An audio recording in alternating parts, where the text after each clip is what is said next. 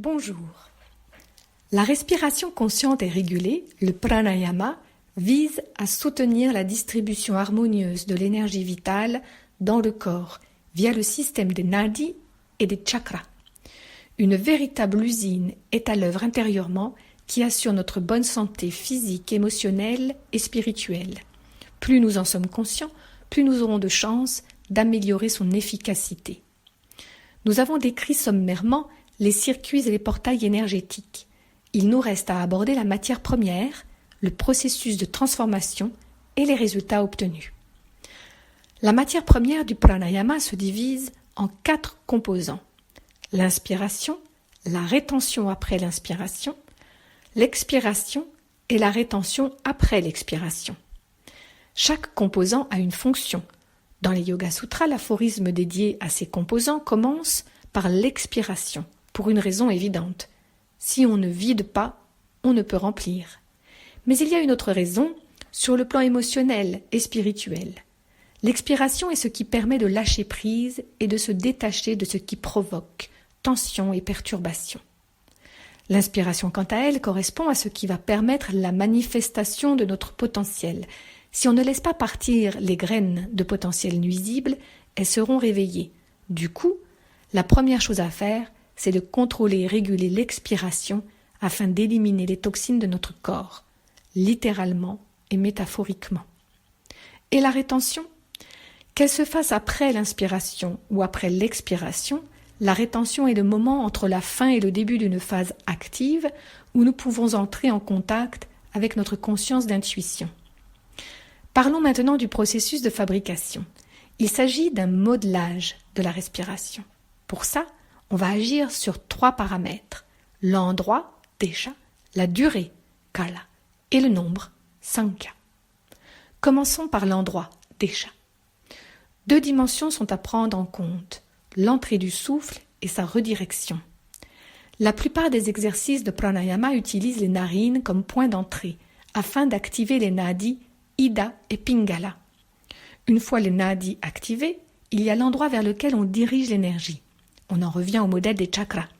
On va combiner les phases de la respiration avec des postures afin de focaliser l'énergie au niveau des chakras qui dysfonctionnent et petit à petit faire disparaître les blocages physiques ou émotionnels. Parfois également, la visualisation, bhavana, et le toucher, nyasa, aident à diriger l'énergie vers certaines parties du corps. On peut par exemple visualiser le soleil dans la poitrine et la lune dans l'abdomen. Enfin, il y a les nœuds énergétiques, les bandhas et mudras, que nous avons mentionnés dans la causerie 24 et qui travaillent spécialement sur les niveaux spirituels et subconscients. En résumé, la respiration consciente, décomposée entre inspiration, expiration et rétention, permet d'atteindre énergétiquement des localisations précises dans notre corps et d'agir pour réparer les zones dysfonctionnelles. Rentrons un peu dans la technique et regardons de plus près ce qui se passe à travers 2 types de pranayama, Ujjayi et la respiration alternée.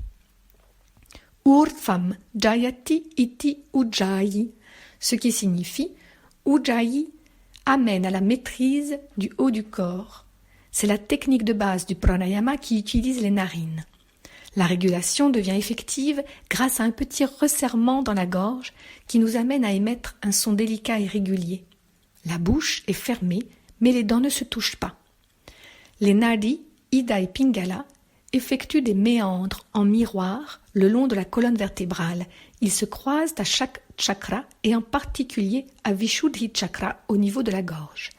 Avec Ujjayi, on éveille Ida et Pingala à 2 endroits, gorge et narine, ce qui va renforcer leur action.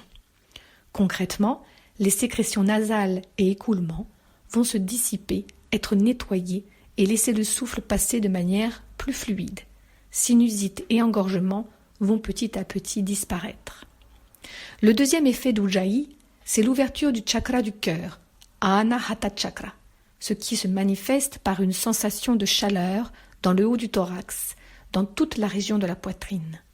Les poumons, mais aussi le cœur, l'organe cette fois, les artères principales, le diaphragme vont recevoir plus d'énergie. Notre métabolisme va s'améliorer et notre système immunitaire se renforcer. Enfin, soutenue par un son qui permet au mental de se concentrer, cette pratique va nous diriger vers l'intérieur et nous préparer à la méditation. Attention, comme nous l'avons déjà mentionné, le pranayama contient, comme les médicaments, des principes actifs. Ujjayi ne devrait pas être pratiqué par des personnes ayant des problèmes cardiaques. Bien sûr, si la gorge est irritée, si vous avez une laryngite ou une angine, elle est également à éviter. Nous aborderons la respiration alternée lors de la prochaine causerie. Namasté, cher yogi.